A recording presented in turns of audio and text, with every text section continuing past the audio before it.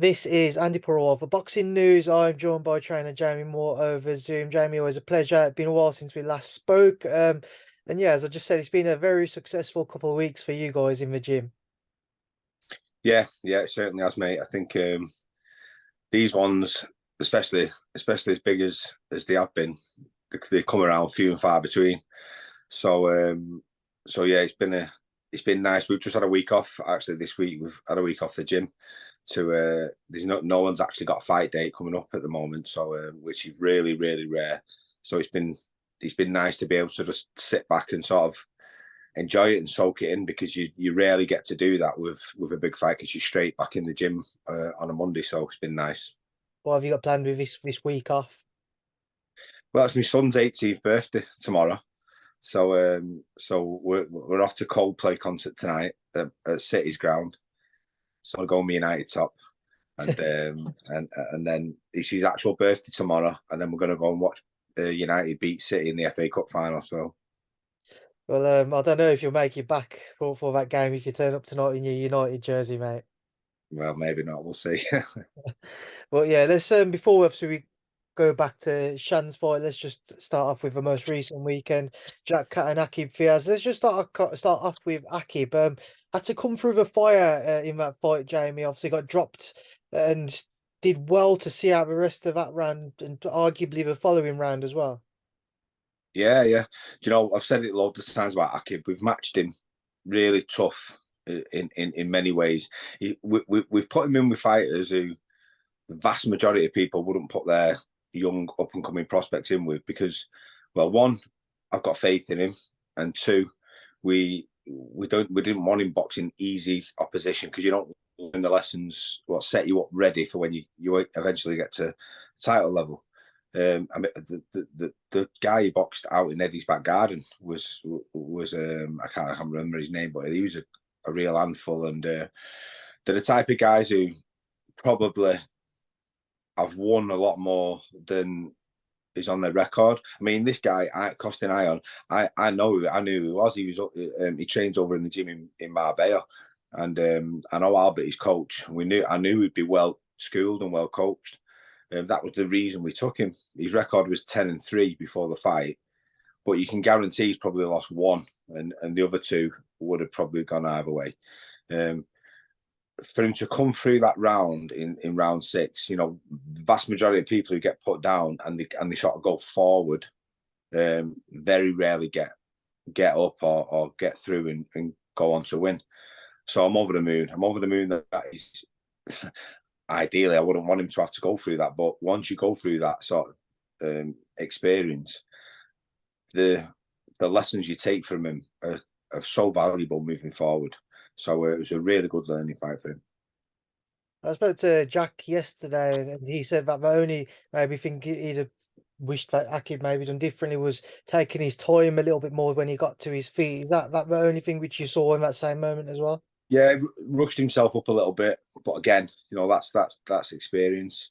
I actually spoke with Nige the next day about it, and I was saying I'm so glad Aqib and Jack were on the same bill, because it's been an absolute godsend for Aqib being around Jack.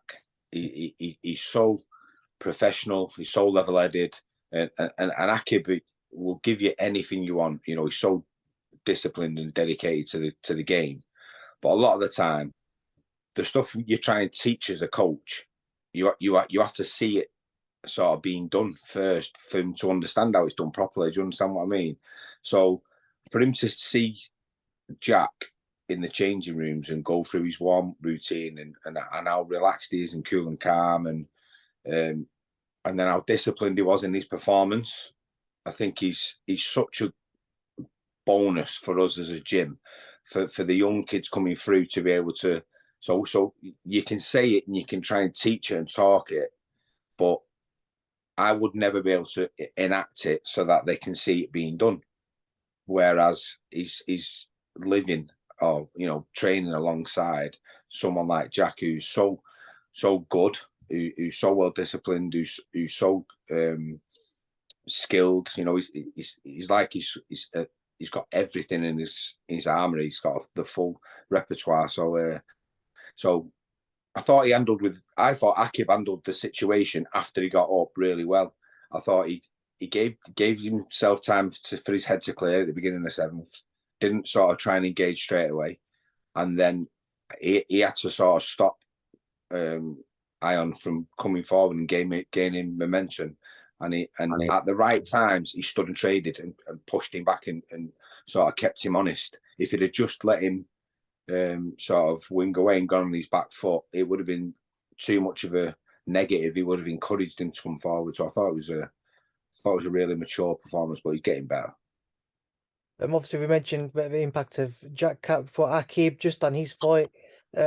Always in control, dropped Darragh Foley a couple of times. What did you make of Jack's long-awaited ring return? I was really happy with it. You know, we knew Foley was going to be that type of opponent. We knew, again, for the same reasons as why we said, you know, that'd be a great match for him, because Jack, at this stage of his career now, doesn't need an easy 1 or 2 round blowout. Would do him no good. He's been out the ring all that time. You know, it was 14 months before he fought Josh Taylor, and that was, I think, 15 months since. So it's not ideal in anyone's book.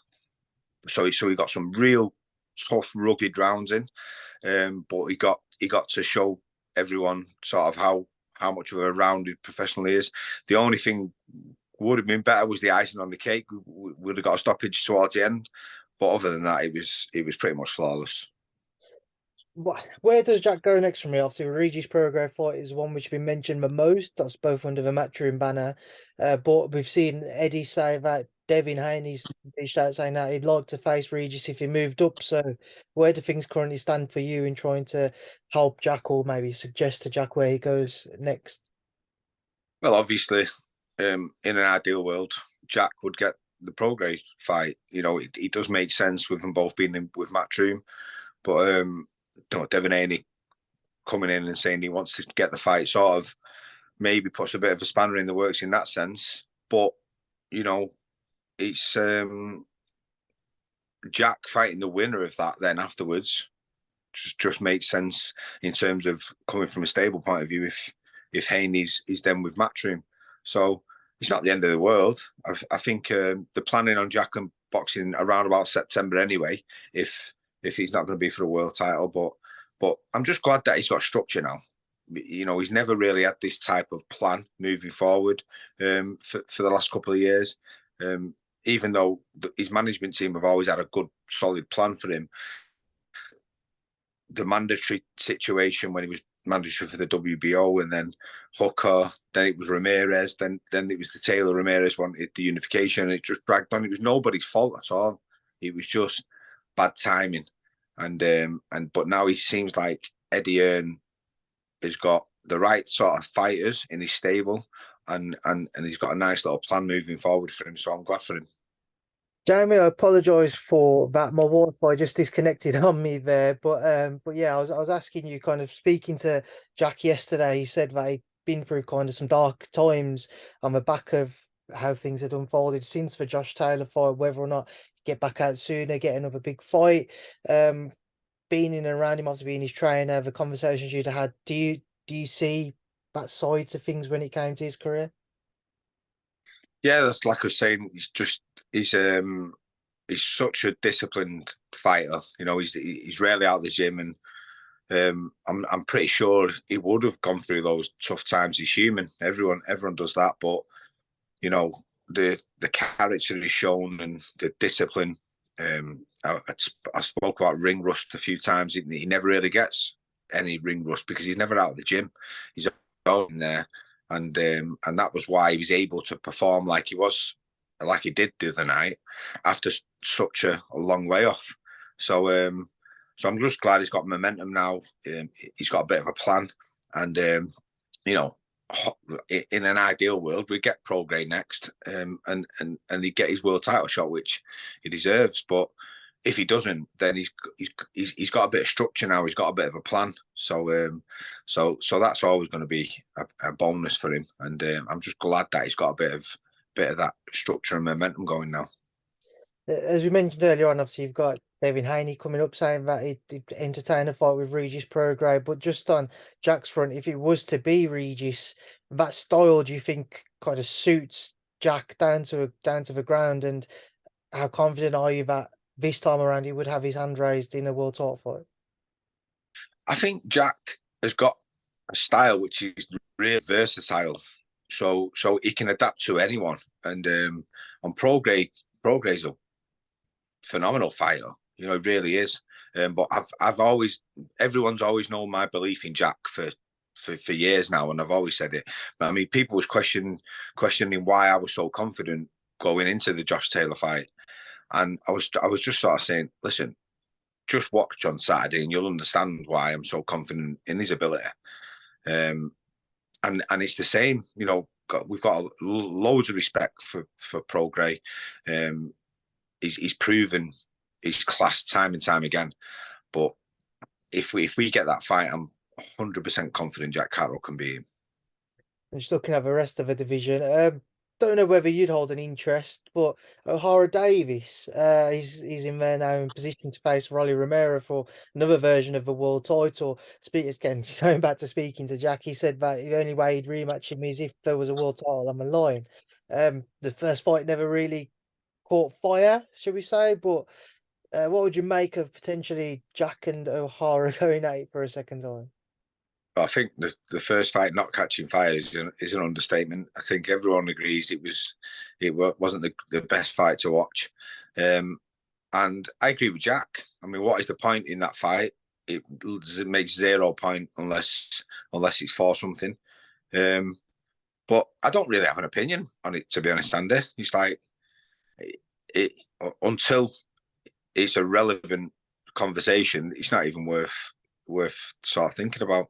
Roland Romeo is very fortunate, I think, to be holding the belt, because there's no way that fight should have been stopped. It was horrendous, and how he's got away without having to rematch him, I don't know. But yeah, I mean, a lot of Davis. I always sort of had a soft spot for him, because I did feel for him in that period of time where he came out with that stuff, and you know, obviously he shouldn't have said that, but I don't think he understood what he'd said. He just said it because he knew it offended people. I don't think he understood the context of it. And you know, he's a complex character. Every time I've seen him, I always like him. He tweeted something. He tagged me into something before the fight, and he said, "Oh, I'm going to come down to Manchester," and I was like, "Mate, don't bother. No one's asked." But, and I wasn't being horrible. It's just the fact, like, no one's bothered. But if he can get himself the WBA world title, then that changes everything, doesn't it? Obviously you have another world title fight that I'm sure you'll be keeping an eye on next weekend. Taylor-Lopez. Just your thoughts, please, Jamie. What happens in that one? I think it's a great fight. I think Lopez coming up will probably be the difference. I think Taylor looks healthy. You know, people have been talking about him having to move up, and you know, obviously he's real tight at the weight. But I've seen stuff on social media. He looks healthy, so I think it'll be nip and tuck. But I reckon by the time you get to sort of around 7 and 8, I think Josh's size will be the difference, and I think he'll take over in that last sort of third of the fight. Take over and stop, or take over points? I don't know. I don't think he'll stop him. Maybe. You know, I won't be surprised if he stops him late, because he's got that sort of intense pressure, Josh, when he gets in his mode. But I'd be more likely to say he'll beat him on points. We all know how dangerous this sport is, Jamie. Have you seen Teofimo's most recent comments? I haven't. Know what's he said. So interesting what you think. So he said, "This is a kill or be killed sport. I want to do so to Josh Taylor. When I fought Vasil Lomachenko, I took his heart. Taylor's got no heart. So what can I really take from this man? His life." That's not a good comment. You know, I thought at first, when you first started saying that, then I thought he just said kill or be killed, which, you know, it's just a term, a phrase. Sometimes he's not meant in the context it's said. But yeah, that's not good. That's not a good comment at all, is it? And then obviously just going back to a couple of weeks ago, Chantel Cameron, her big night out in Dublin, defending and retaining her super lightweight crown. Just walk me through that entire experience, Jamie, going over as the champion, but somewhat as an away fighter, even though you're with Matchroom. What was everything like around it? It was a great week, to be honest. I think every in Dublin, everyone in Dublin was brilliant. It really was. I think Irish boxing fans really know the stuff, and the reception for us everywhere we went, it was sort of like, listen, God bless you, best of luck, but Katie's going to beat you, and it was like, but it was all really light-hearted stuff. It was really sort of laid back. So I've said this many times about Chantel. I've always had 100% confidence in her. I said it to her when she first came to my gym. After the first couple of months, I said, listen, you have got the style to beat Katie Taylor. I always believe that. And I thought she was phenomenal on the night. I thought she boxed out of the skin.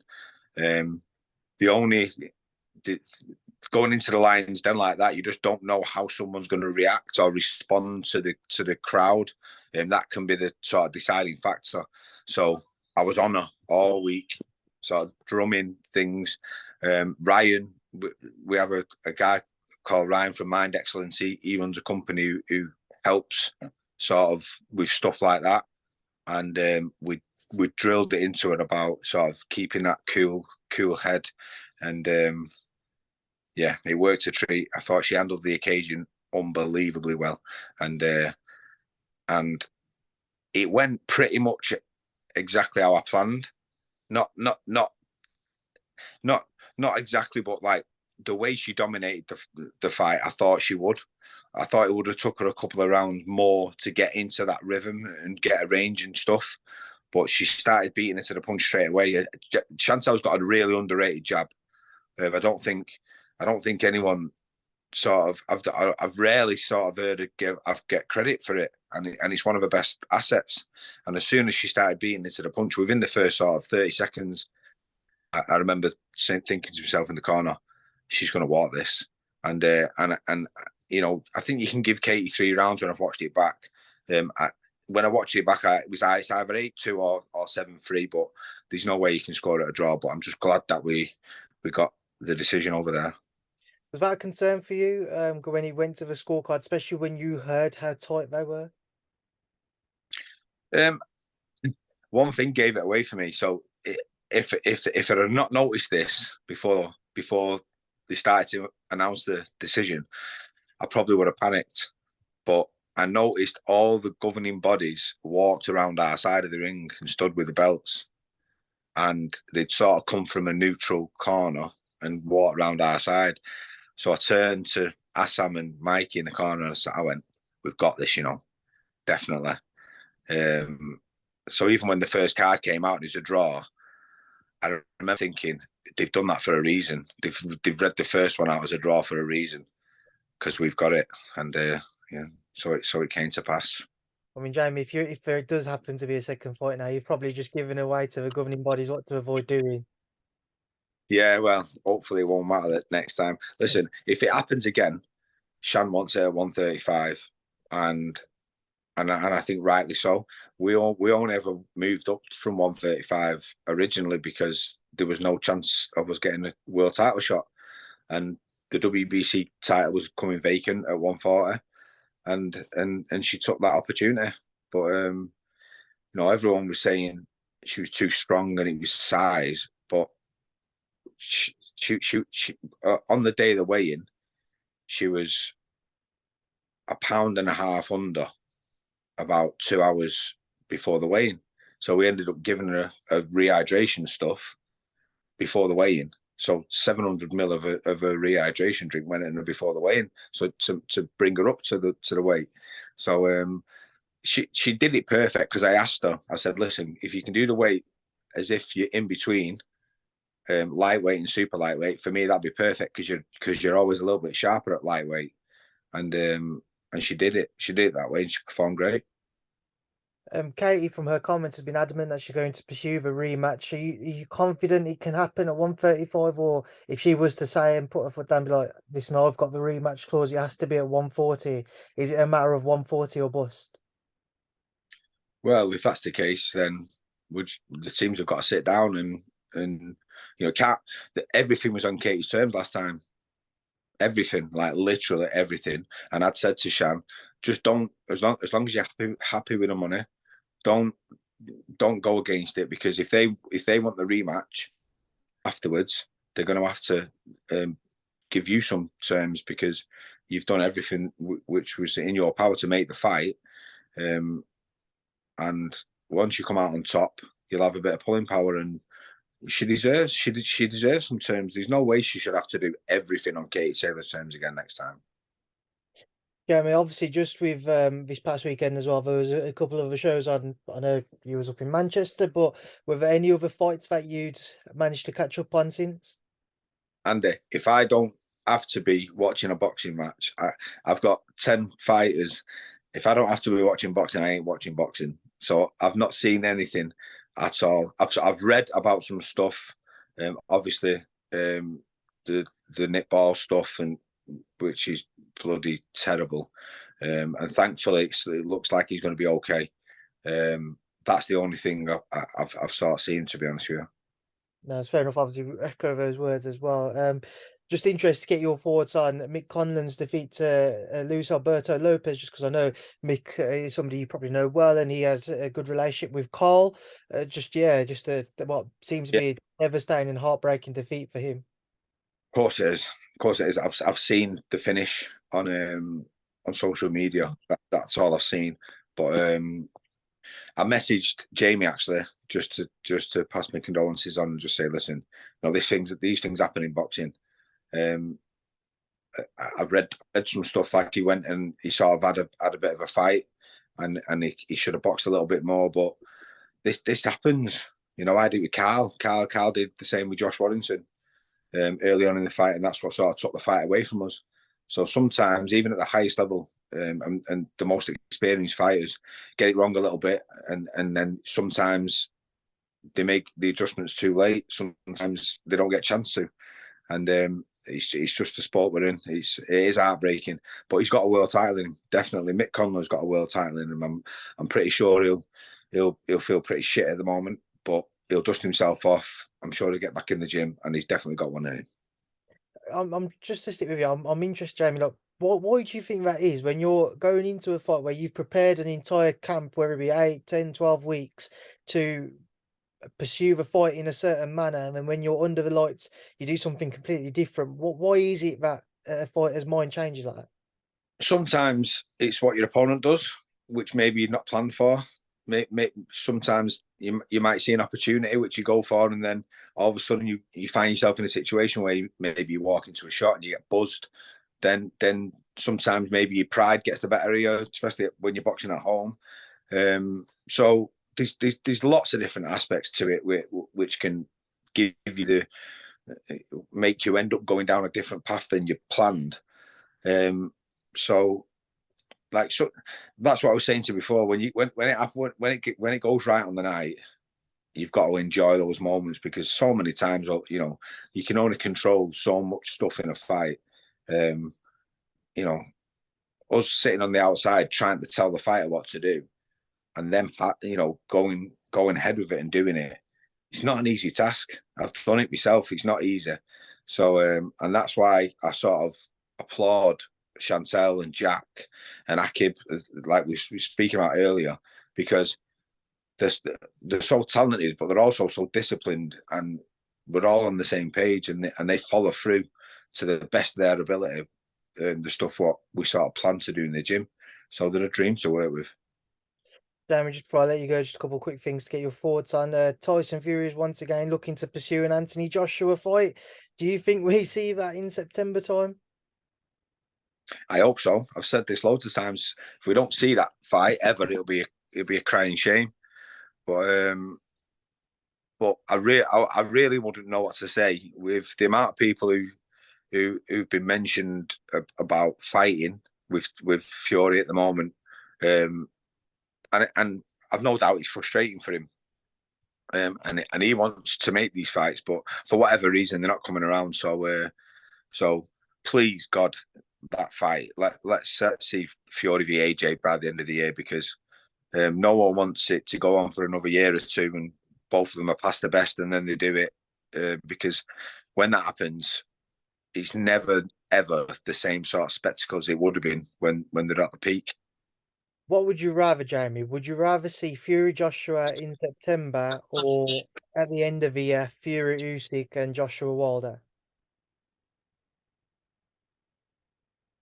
I'd rather see AJ v Fury, because if those fights happen, AJ v Wilder is an absolute toss a coin, whoever lands first, and that means we might never see AJ v Fury, and I don't think that should ever happen. I think two of the best heavyweights in the world from Britain around at the same time should definitely box each other. So I'd take that one out of the equation, and I'd just go straight in for that one in September. All right, Jamie, I've taken enough of your time. I'm sure you want to go and relax now and enjoy this week away from boxing talk. So thank you for jumping on with me. I'll come up and see you guys soon. And thanks for speaking to Boxing News. No worries, pal.